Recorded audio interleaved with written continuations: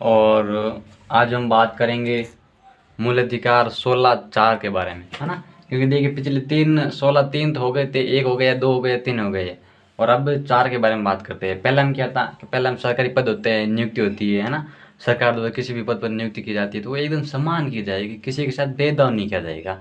16(1) के अंदर ये था। 16(2) के अंदर क्या था? 16(2) के अंदर जाति, धर्म, मूल वंश, लिंग, धर्म और निवास स्थान, है ना, और वंश क्रम वगैरह साथ, इनके आधार पर भेदभाव नहीं किया जाएगा। ठीक है ना। ये 7 है, इन 7 के आधार पर सरकारी जॉब के अंदर आप सरकारी जॉब लगते हैं तो मूल अधिकार 16(2) के माध्यम से आपके इन स्तर पर आपके साथ भेदभाव नहीं किया जाएगा। और 3 में क्या था कि 3 में यह था कि सरकार द्वारा यदि संसद चाहती है, संसद को ये शक्ति दी गई है संविधान द्वारा कि मूल अधिकार के क्षेत्र में संसद चाहे तो किसी क्षेत्र को विशेष अधिकार दे सकती है। मतलब मणिपुर, त्रिपुरा, मेघालय, नागालैंड, ये जो पहाड़ी इलाका होता है ना, हिमाचल प्रदेश, तो इनके क्षेत्र में क्या होता है, यदि सरकार चाहती है हाँ इनको जो प्रशासन होता है, इनकी जो राज्य सरकार होती है, इनको एक विशेष सुविधा दी जानी चाहिए, तब वो क्या है दे सकती है। संसद को ये शक्ति प्राप्त है। आज आप देख सकते हैं मणिपुर में इस प्रकार की जो हमें सामने हालात दिखती है ना, मणिपुर जल रहा है, तो इसके संबंध में क्या है, संसद के पास में ये शक्ति है कि संसद उनको विशेष अधिकार दे के, वहाँ का मुख्यमंत्री है, राज्यपाल है, जो भी था ना, उनको विशेष अधिकार दे के वहाँ पर प्रशासन को मजबूत किया जा सकता है। और वहाँ के जो जनता है उनका वही मूल अधिकार है कि उनको प्रशासन को मजबूत करे। जनता इसके खिलाफ आवाज़ उठा सकती है अनुच्छेद 16(3) के माध्यम से। मेरी बात समझ में आ रही है? ठीक है, अब बात करते हैं क्या हो गया रे 16(4) मूल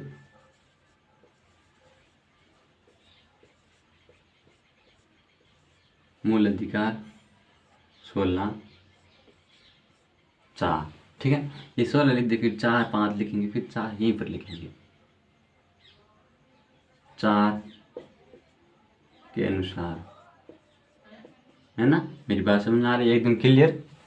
आप मैंने 16(4) यहाँ लिखा था, आप अपने अनुसार ठीक कर लेना। ये 4 और मूल अधिकार 4 मत लगा देना, कहीं मूल अधिकार 4 है ही नहीं, फिर आप लगा दे, फिर बोलेंगे हमने सर ने बताया तब मूल अधिकार 4 है। वो नहीं है, 16 का भाग है 4। इसमें क्या है, इसमें देखिए राज्य की राय शब्द का यूज किया गया है। किसकी? राज्य की राय। ये आपको ध्यान रखना इन चीज को, राज्य की राय। ठीक है ना, मेरी बात क्लियर समझ में आ रही है? राज्य की राय। पिछड़ा वर्ग को विशेष को आरक्षण देना। ठीक है, मेरी बात क्लियर है? ये क्या है, ये मूल अधिकार है किसका? जनता का। कैसे? राज्य की राय का मतलब है राज्य को ये लगता है। ठीक है ना। अब देखिए बाबू, इस साइड ध्यान दीजिए, ये हमारा राजस्थान है। राजस्थान गोल तो है नहीं, लेकिन फिर भी मैं बना रहा हूँ राजस्थान गोल है। मेरे अनुसार मैंने बनाते वो आज राजस्थान गोल ही रहेगा, कभी चौस नहीं होगा। ठीक है ना, राजस्थान गोल है, मानते हैं। ठीक है ना, हकीकत है, नहीं मानते हैं। अब इसमें क्या होगा, यहाँ के मुख्यमंत्री अशोक गहलोत। ठीक है ना। अब क्या है, अशोक गहलोत चाहे तो वो राज्य के अंदर जांच कर सकता है ना। वो जांच करेगा कि भी हाँ भी राज्य में वास्तव में जो पिछड़े वर्ग है कि नहीं है, कोई गरीब है कि नहीं है ना। या फिर उनको कि सरकारी पदों पर नौकरी है कि नहीं है, सरकारी पद पर वो रह रहे है कि नहीं है, किसी गांव से कोई सरकारी अधिकारी बना है कि नहीं बना, पिछड़े वर्ग है, मतलब कि वो पढ़ना चाहते लेकिन फिर भी उनको पढ़ने का अधिकार है कि नहीं है ना, सुविधा है कि नहीं। ये काम राज्य करेगा। काम कौन करेगा? राज्य करेगा। लेकिन ये मूल अधिकार किसका है? जनता का है। ठीक है ना, क्लियर समझ में आ रहा है? मूल अधिकार किसका है? जनता का है। तो राज्य की राय का मतलब यही है, राज्य को ये लगना चाहिए कि वास्तव में वहाँ पर पिछड़ा वर्ग है या नहीं है, गरीबी है कि नहीं है। ठीक है ना। अब कैसे, इनके 2 शर्तें हैं। एक शर्त, पिछड़ा वर्ग होना चाहिए बाबू, पिछड़ा वर्ग होना। दूसरा,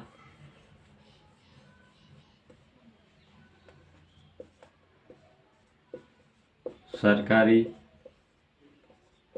पद पर नहीं पदोन्नति। ठीक है, पहली बात वो पिछड़ा होना चाहिए, है ना। फिर दूसरी बात, सरकारी पद पर नहीं होना चाहिए, सरकारी पद पर नहीं पदोन्नति। ठीक है ना। ये कार्य दोनों ही ये दो शर्तें हैं, यदि कहीं भी जो व्यक्ति इन दो शर्तों को पूरा करता है तो सरकार द्वारा इनको अधिकार दिया जाएगा, है ना, आरक्षण दिया जाएगा। क्या दिया जाएगा? आरक्षण दिया जाएगा। क्लियर है ना। अब इन्हीं आरक्षण के अंदर कुछ ढांचा बना हुआ है ना, कुछ समस्या पैदा हो रही है कि कुछ न्यायालय द्वारा इसमें कुछ परिवर्तनीय है कि नहीं है, इसमें किस प्रकार का पिछड़ा वर्ग होगा, है। ऐसा तो क्या हर कोई पिछड़ा वर्ग हो जाएगा, है ना, जो नीची जाति को पिछड़ा वर्ग मान लेते हैं, ऐसा नहीं होता। इसके अंदर कुछ समन्वय की भावना की गई है, कौन पिछड़ा वर्ग होगा कौन नहीं होगा, इसके बारे में बात की गई है। तो इसके बारे में क्या है वो देखते हैं। ठीक है ना। ये सारा दोनों को अलावा, ठीक, पहला क्या है, पिछड़ा वर्ग कौन होगा? पिछड़ा वर्ग कौन होगा? देखिए, ये तय कौन करेगा? ये अनुच्छेद 341 के तहत राष्ट्रपति द्वारा तय किया जाएगा। अनुच्छेद 341 के तहत राष्ट्रपति द्वारा तय किया जाएगा कि कौन पिछड़ा है कौन पिछड़ा नहीं है।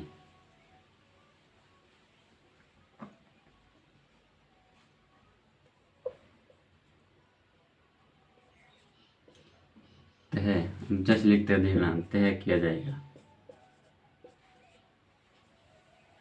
या जांच लिख देते हैं। ठीक है ना। राष्ट्रपति द्वारा जांच की जाएगी, जांच की जाएगी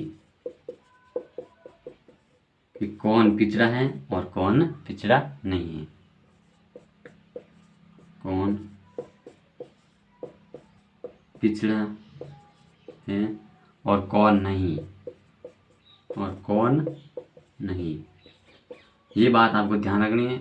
इसी के माध्यम से क्वेश्चन पूछ सकते हैं कि ये कौन तय करेगा कि पिछड़ा वर्ग है कि नहीं है और किस अनुच्छेद में लिखा है। तो अब ये चीज़ें क्या होती हैं, इंपॉर्टेंट होती हैं, इसके बारे में हमको क्या ध्यान होना चाहिए। तो अनुच्छेद 341 के तहत राष्ट्रपति द्वारा ये जांच की जाएगी कि कौन पिछड़ा वर्ग है और कौन पिछड़ा वर्ग नहीं है। राष्ट्रपति ये जांच करके वो बताएगा, क्या करेगा, राष्ट्रपति ये जांच करके बताएगा कि भाई ये पिछड़ा वर्ग है और ये पिछड़ा वर्ग नहीं। ठीक है ना।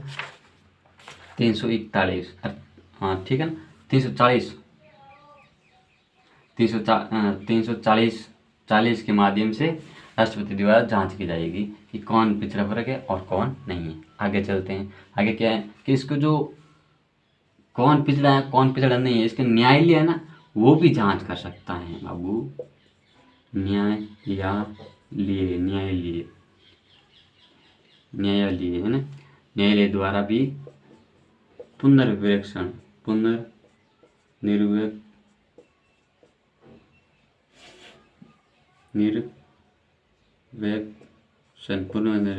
है ना, न्यायालय द्वारा पुनर्निरीक्षण किया जाएगा। मेरी बात क्लियर समझ में आ रही है? ठीक है ना। ये कार्य है इनके पिछड़ा वर्ग की जांच करने का। अब दूसरी बात हमारे सामने ये आती है कि पिछड़ा वर्ग हैं, इसके किस प्रकार के उपवर्ग हो गए। ठीक है साहब, ये भी देखते हैं। पिछड़ा वर्ग के उपवर्ग, इनको हटा देते हैं 1 मिनट। ठीक है, यहाँ ऊपर लिख देते हैं, हटा ही देते हैं।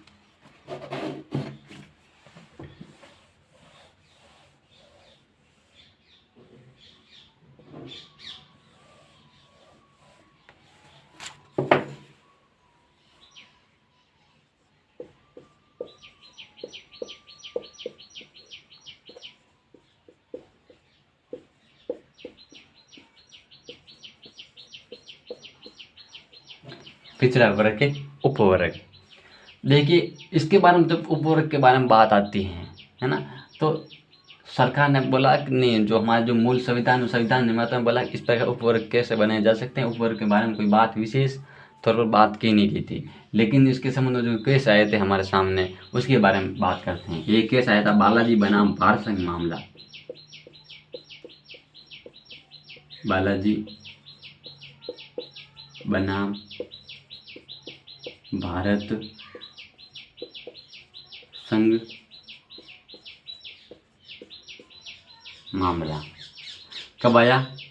1963 में। इसने क्या बोला? इसने बोला कि जो पिछड़ा वर्ग है ना, वो ये पिछड़ा वर्ग होगा, ये पिछड़ा वर्ग नहीं होगा, इनको ये मतलब कि ये गरीब है, ये गरीब नहीं है, ठीक है ना। कोई सरकारी जॉब के बारे में बात की थी, है ना। और ये फिर इनके किसको सरकारी जॉब नहीं है, उनको किस प्रकार का अधिकार दिया जाएगा और कितना आरक्षण दिया जाएगा, इसके बारे में क्या है बालाजी बनाम भारत संघ मामले ने बातचीत की थी। और इसके बाद में जस्ट कुछ समय बाद में एक और आया था मामला।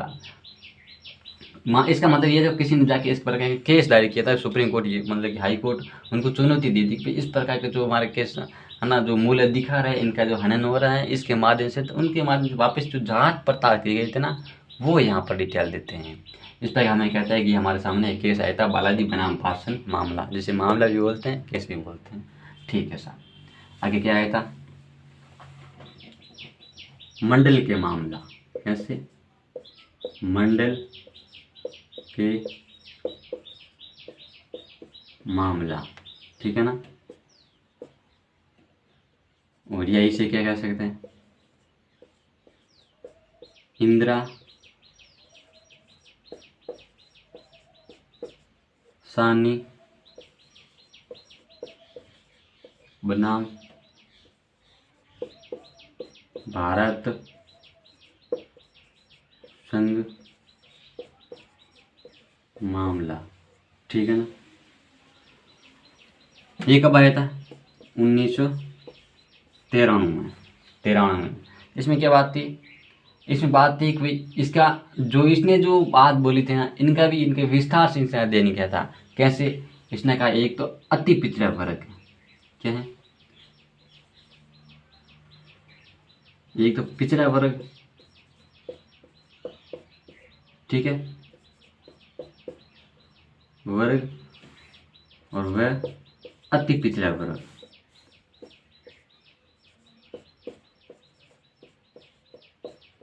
पिछड़ा वर्ग, ये बात बोली थी इन्होंने। एक तो पिछड़ा वर्ग हो गया, एक अति पिछड़ा वर्ग हो गया। अब इसमें क्या था? इसमें था कि जो मूल अधिकार दिया जाता है, जो आरक्षण की व्यवस्था की जाती है, जिस माध्यम से अनुच्छेद 16 के माध्यम से जो मूल अधिकार दिए जाते हैं, 16(4) के माध्यम से जो मूल अधिकार दिए जाते हैं, कभी मतलब कि आरक्षण के आधार में देखिए इनको इस प्रकार के अधिकार होना चाहिए। तो ये जो पिछड़ा वर्ग है ना, ये थोड़ा बहुत कम आता है। कैसे? इसके अंदर कोई जाति का ना, कोई जॉब भी हो सकता है किसी की, है ना। कोई ऐसी बात नहीं है, हर जाति का जो मतलब धनवान होता है, गरीब होता है, कोई पैसा वाला भी हो सकता है ना, कुछ भी हो सकता है। तो वो क्या आएगा? पिछड़ा वर्ग में आएगा। उनको आरक्षण दिया जाना चाहिए, लेकिन फिर भी कम देना चाहिए। लेकिन अति पिछड़ा आरक्षण, अति पिछड़ा वर्ग है, जिसके खाने के भी कुछ नहीं है, पढ़ने की, बच्चों के पढ़ने की व्यवस्था नहीं है, वो सुबह शाम का खाना करते हैं, है ना। शाम को पता नहीं है कि सुबह मिलेगा नहीं मिलेगा, रोजाना मजदूरी करते हैं। वो आते हैं अतिरिक्त, मतलब कि वो आते हैं अति पिछड़ा वर्ग के अंदर। ठीक है, क्लियर है। आगे देखते हैं इनको किस नाम से जाना गया। इनको नाम से जाना गया मलाई परत। वाह जी वाह, क्या बात है। मलाई परत, नीचे नहीं दिख रहा है तो एक बार आप लिख दीजिए मलाई परत। मेरे को पता ये दिख नहीं रहा है ना, तो मलाई परत।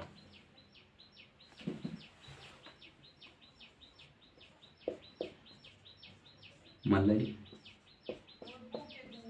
परत, ठीक है ना। अब इसमें क्या था? जैसे अब मैं आपको उदाहरण देकर समझाता हूँ। किसी के घर में गाय भैंस होती है और वो बिलाना करते हैं, तो मड़ई यानी कि माखन आता है ना, वो ऊपर आ जाता है, छाछ नीचे रह जाती हैं। तो वो मलाई होगी ऊपर वाली और नीचे होगी छाछ।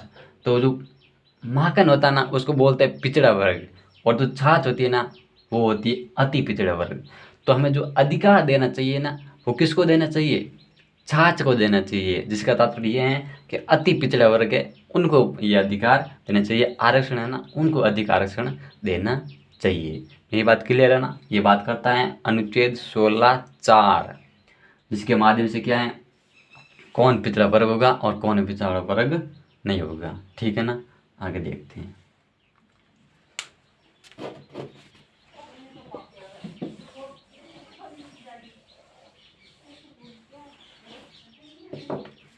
महिलाओं को आरक्षण।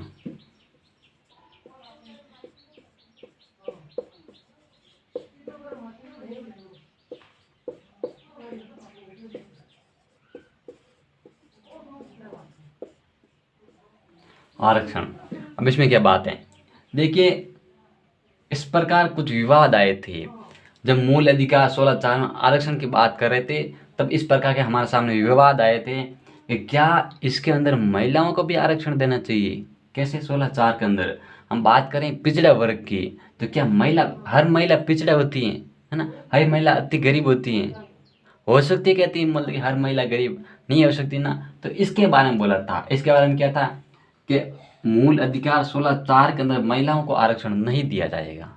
सुनिए, मूल अधिकार 16(4) में महिला को पिछड़ेपन के आधार पर अधिकार नहीं दिया जाएगा। पिछड़ेपन के आधार पर आरक्षण नहीं, आरक्षण नहीं। इसका मतलब ये नहीं कि हर महिला को आरक्षण नहीं दे रहा। कारण देखिए, मैं कारण बताऊंगा क्यों नहीं दिया जा रहा है। ऐसा नहीं आप यहाँ पर लिख के इतना लिख के छोड़ के भूल जाए, फिर आगे वाला नहीं लिखे, फिर एग्जाम में बोलेंगे अच्छा इसके अंदर महिलाओं को आरक्षण नहीं दिया जाएगा, देता है, लेकिन उसका कारण देखिए, रीजन क्या है पीछे वो देखिए। अब इसने क्या किया, सरकार ने कुछ इस प्रकार के जो मतलब कि जो मामले वगैरह आए थे है ना, उनके आधार पर इन्होंने जो जांच पड़ताल की थी, किस प्रकार कि इसके अंदर दो मामले के संबंधित थे। एक तो आया था मतलब कि इनके जो महिलाओं का जो अधिकार है ना आरक्षण, महिलाओं को दो भागों में बांटा गया। कैसे, तो 37 आरक्षण, ठीक है, और दूसरा ऊर्ध्वाधर आरक्षण। मेरी बात क्लियर समझ में आ रही है ना, कोई दिक्कत नहीं है ना। एक बार और देख लीजिए, समझ आ रही है कि नहीं आ रही है, समझ में आ रही है ना। अब इसके अंदर क्या था, देखिए 37 आरक्षण के अंदर क्या होगा कि महिला कोई गरीब होगी, ठीक है, और वो पागलपन होगी, मतलब कि थोड़ी सॉरी वो मतलब कि दिव्यांग हो सकती हैं, उसका हाथ पैर एक काम नहीं कर रहा है, टूट गया है, तो इसका मतलब ये नहीं इसको इसको मतलब कि आरक्षण नहीं दिया जाएगा। तो जो 37 के अंदर आती है ना उनको ये आरक्षण दिया जाता है, और चाहे वो 37 महिला के अंदर 37 के अंदर आती है, वो महिलाएं 37 आरक्षण के अंदर आती हैं, और यदि वो टॉप करती हैं किसी भी एग्जाम, IAS जैसे एग्जाम, UPSC है ना, उसके अंदर RPSC जैसे एग्जाम, किसी को वो टॉप क्लियर करती हैं और फिर भी उसको वो किसी भी प्रकार आरक्षण का फायदा नहीं उठाती हैं, लेकिन वो आरक्षण के अधीन मानी जाएगी, 37 आरक्षण के अधीन मानी जाएगी। लेकिन आप ये अनुमान लगा सकते हैं कि 16(4) के अंदर महिलाओं को मूल अधिकार क्यों नहीं दिया गया, क्योंकि 15(6) मूल अधिकार 15(6) और 16(1) के अंदर अधिकार दिया गया है ना, 15(6) और 16(1) के अंदर मूल अधिकार दिए गए हैं महिलाओं को, लेकिन 4 के अंदर इनको अधिकार नहीं दिया गया। किस प्रकार, पिछड़ेपन के आधार पर। वैसे आरक्षण दिया जाता है लेकिन पिछड़ेपन के आधार पर उनको अधिकार नहीं दिया जाएगा, केवल 37 आरक्षण होता है पिछड़ेपन का, उनके आधार पर महिलाओं को आरक्षण दिया जाता है। और ऊर्ध्वाधर आरक्षण है, इसका तात्पर्य ये है कि इसके आधार पर महिलाओं को आरक्षण नहीं दिया जाएगा, महिला को आरक्षण नहीं, ठीक है ना। इसमें क्या होता है, महिला को धनवान भी हो सकती हैं, ठीक है, वो मतलब कि एकदम अपना जीवन यापन कर रही है, वो गरीब नहीं है, ठीक है ना, जो मध्यम वर्ग की वो है, तो क्या वो उनको आरक्षण दिया जाना चाहिए। इस प्रकार आरक्षण देंगे तो वास्तव में जो पिछड़ा वर्ग है ना वो पीछे रह जाएगा, पिछड़ा वर्ग पीछे ही रहेगा। तो जो मध्यम वर्ग है उनको आरक्षण नहीं जाएंगे। इस प्रकार महिलाओं के आरक्षण के कुछ प्रतिबंध लगाए गए हैं। क्लियर है ना। यह है पिछड़ेपन का विशेष मतलब कि विस्तार से अध्ययन, कि हम बता रहे हैं 16(4) के अंदर किस प्रकार पिछड़ा वर्ग कौन कौन इसके अंदर शामिल होता है। फिर देखिए दूसरा बात,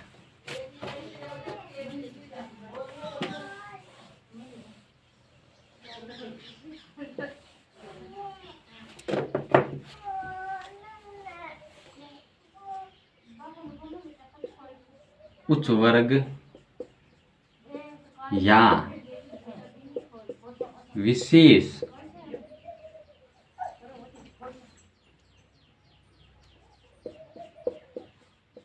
जातियों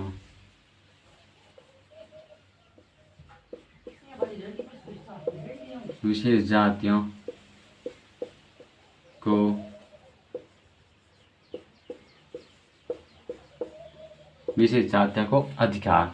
इसका तात्पर्य क्या है? इस मूल अधिकार के अंदर कुछ अपवाद आए थे, कुछ विवाद आए थे कि क्या उच्च वर्ग या फिर विशेष जाति होता है उनको अधिकार दिया जाएगा। उनका अधिकार मतलब है आरक्षण दिया जाएगा, आरक्षण दिया जाएगा।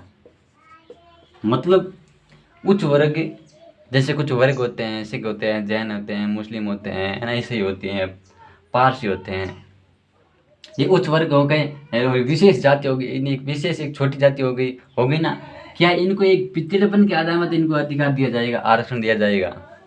नहीं, इनको पिछड़ेपन के आधार में आरक्षण नहीं दिया जाएगा। वास्तव में इनमें से कोई गरीब है, कोई पिछड़ा है, तो सरकार जांच करेगी, राष्ट्रपति द्वारा जांच किया जाएगा, फिर उनको अधिकार दिया जाएगा। ऐसे किसी भी उच्च वर्ग या उच्च जो विशेष जाति होती हैं उनके आधार से पिछड़ेपन को क्षेत्र को लेते हुए उनको किसी प्रकार का अधिकार नहीं दिया जाएगा, आरक्षण नहीं दिया जाएगा।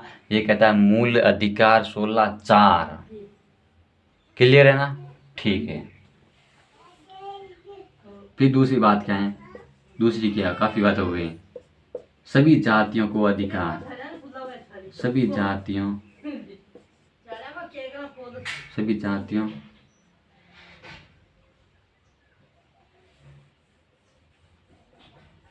सभी निम्न जातियां, है ना, नीची जाति, सभी निम्न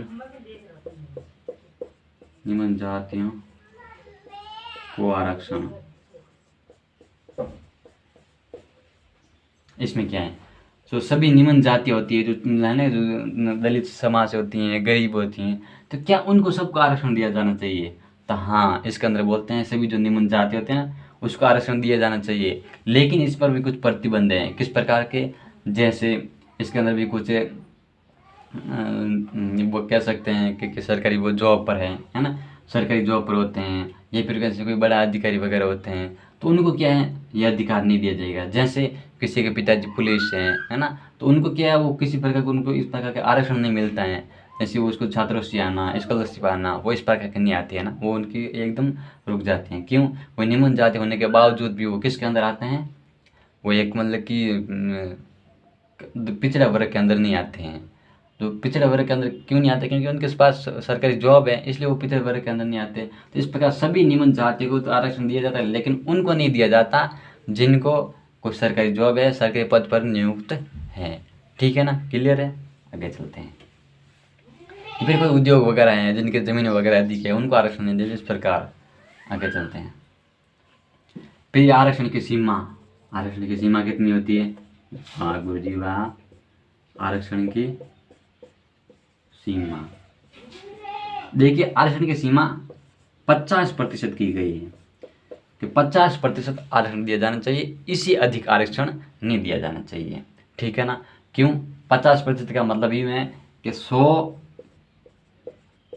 पदों पर भर्ती निकलती है, क्योंकि अब ऐसी निकलेगी भाई, 100 पदों पर भर्ती निकलती है, तो इसमें से क्या होगा, 50 पद है ना आरक्षित रखे जाएंगे कि भाई हाँ इतने लोग जो हैं इन जातियों से आएंगे, बाकी के जो इस जातियों से लगातार आते हैं।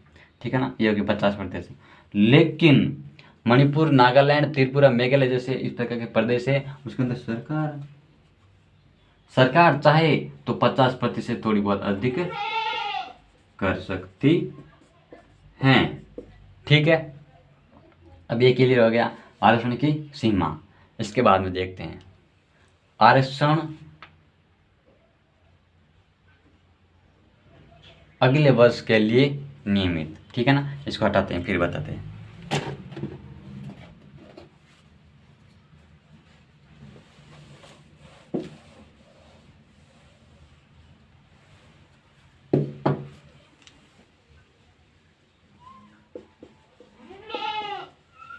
विवाद,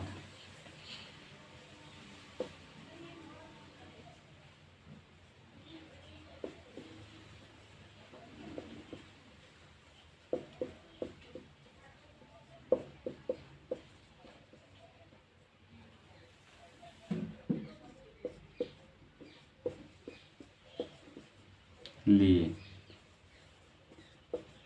अगर नियम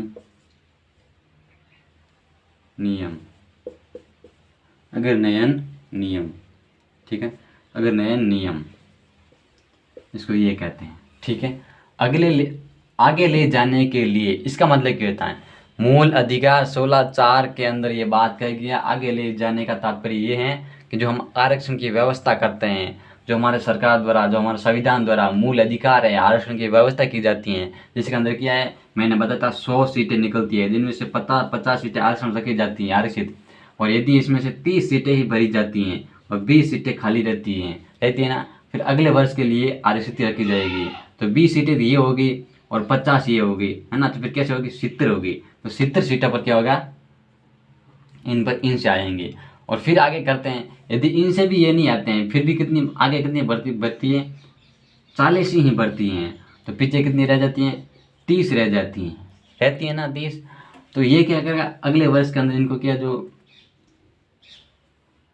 इनके जो आरक्षण के है ना, वो जो इनके आरक्षण जो श्रेणी थे ना, इनको हटा के फिर क्या कर किया जाएगा, सामान्य श्रेणी के अंदर रखा जाएगा। ये आगे ले जाने के लिए विवाद था, है ना। आगे ले जाने के लिए जिसे हम अगर नियम कहते हैं, इसका तात्पर्य ये होता है सामान्य श्रेणी के अंदर बाद में डाल देना,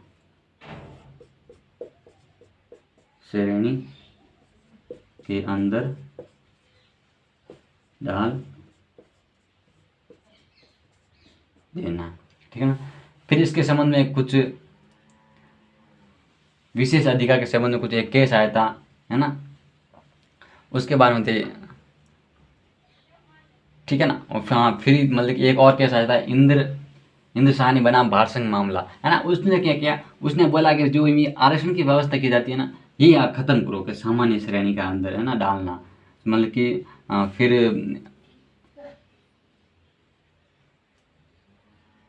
50, 70, 40, 30 इनको हटा के सामान्य श्रेणी के अंदर डालना। हाँ, ठीक है ना। हाँ, ठीक है। इनसे पहले क्या, एक केस इसने पहले बोल दिया ये कि सामान्य श्रेणी के अंदर डालना। फिर एक केस आया था 1964 के अंदर,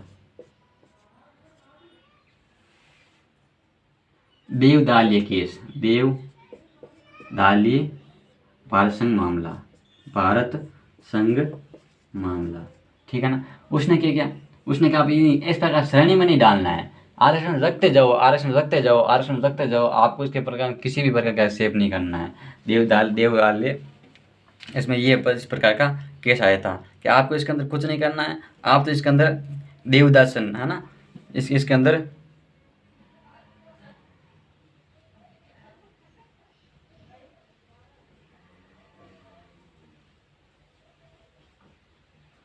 हाँ, ठीक है ना, देवदासन। इसमें क्या था, देखें 1964 के अंदर देवदासन भारत संघ मामला आया था। इसने क्या किया कि जो ये सामान्य श्रेणी है ना,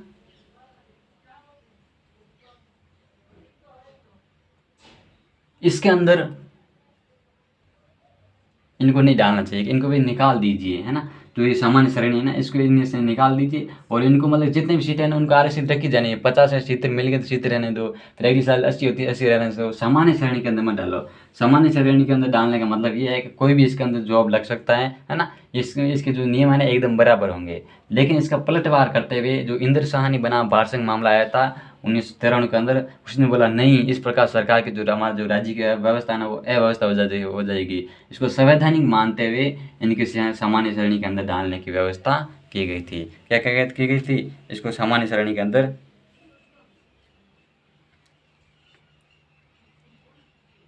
है ना, इसके देवदासन का मतलब कि सामान्य श्रेणी के अंदर डालने की व्यवस्था पर रोक लगा दी गई। ये तो कहता है कि नहीं भी हाँ इसके अंदर डालने चाहिए, लेकिन इसने फिर क्या है, विरोध कर दिया, है ना, इनके क्या कर दिया, विरोध कर दिया।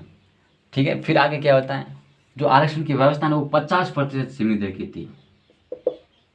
देवदास भारत संघ मामले ने क्या क्या कि इनकी जो आरक्षण की जो व्यवस्था है ना वो 50% अधिक होनी चाहिए। क्या होनी चाहिए? अधिक होनी चाहिए। लेकिन जो इंद्र साहनी बना भारत संघ मामला आया था, जो आरक्षण व्यवस्था, इसने बोला 50% ही सीमित होनी चाहिए, इससे अधिक नहीं होनी चाहिए, क्योंकि इससे अधिक आरक्षण दिया जाता है तो राज्य की अव्यवस्था खराब हो जाती है।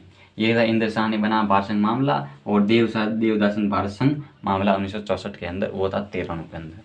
क्लियर है ना? थोड़ी यहाँ पर परेशानी हुई थी लेकिन हो गए क्लियर। आगे देखते हैं आगे क्या सिस्टम है।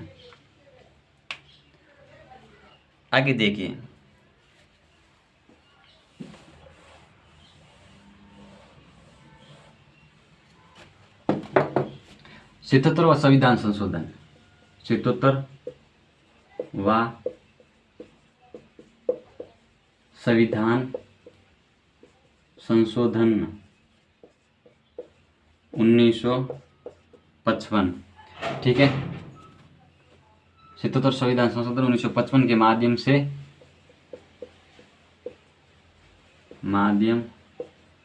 अनुसूचित जाति व अनुसूचित जनजाति को पिछड़ेपन के आधार पर आरक्षण देना। पिछड़ापन के आधार पर आरक्षण मतलब कि पिछड़ेपन के आधार पर आरक्षण देना।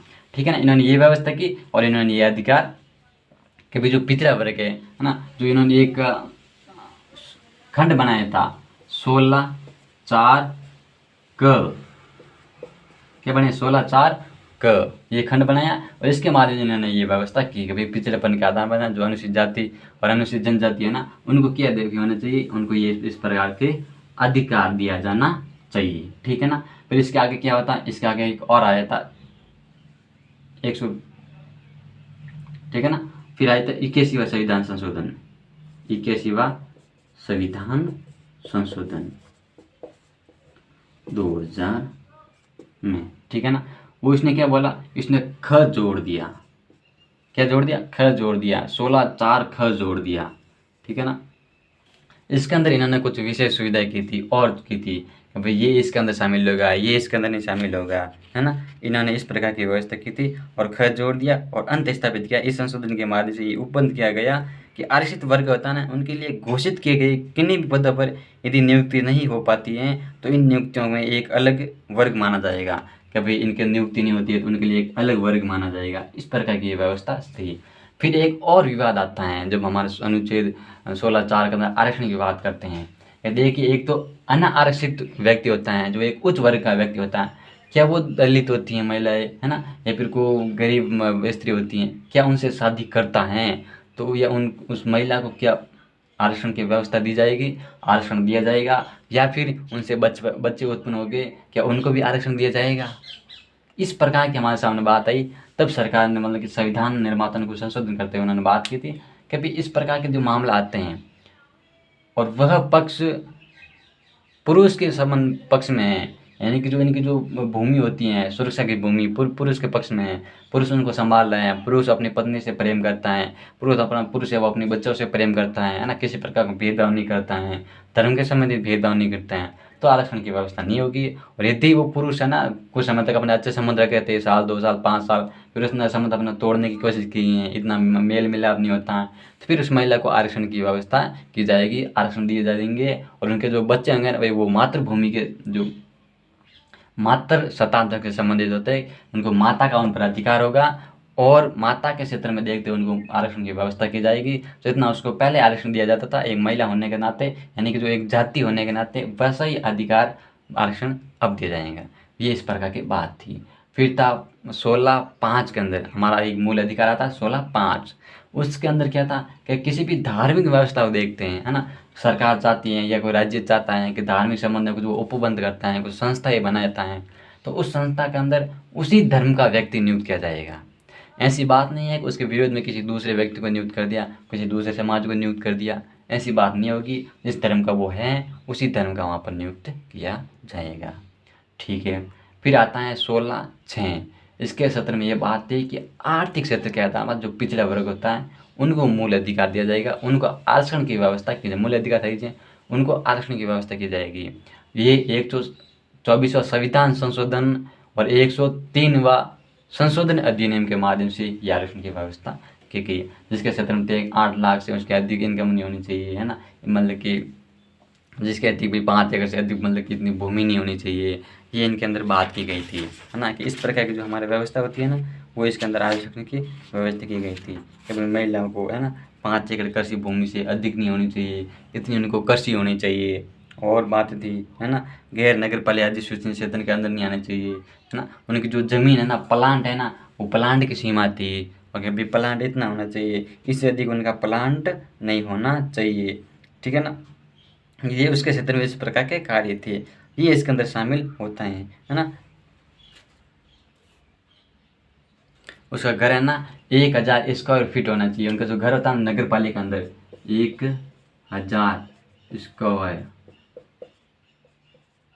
फीट होना चाहिए, तब उनको आरक्षण की व्यवस्था की जाएगी। तो इस प्रकार कुछ उपबंध है ना, इसके आधार पर उनको आरक्षण की व्यवस्था की गई थी। तो हमारे ये 16(6) हो गया, 5 हो गया, 4 हो गया, 3 हो गया, 2 हो गया, 1 हो गए सारे कंप्लीट। ये मूल अधिकार 16 था और मूल अधिकार 16 में केवल 2 कला से लगी थी, केवल नहीं बहुत बड़ी 2 कला से लगी थी, छोटी कला से नहीं, बहुत बड़ी, मतलब कि 2 कला से लगी थी केवल एक मूल अधिकार पर। तो हम अगली क्लास में बात करेंगे मूल अधिकार 17 के बारे में। तब तक के लिए पढ़ते रहिए, मेहनत करते रहिए, है ना, क्योंकि मेहनत करने वाला को कभी हार नहीं होती। ज़िंदगी में सफलता हासिल करनी है तो पढ़ना पड़ेगा। ठीक है। थैंक यू वेरी मच, धन्यवाद।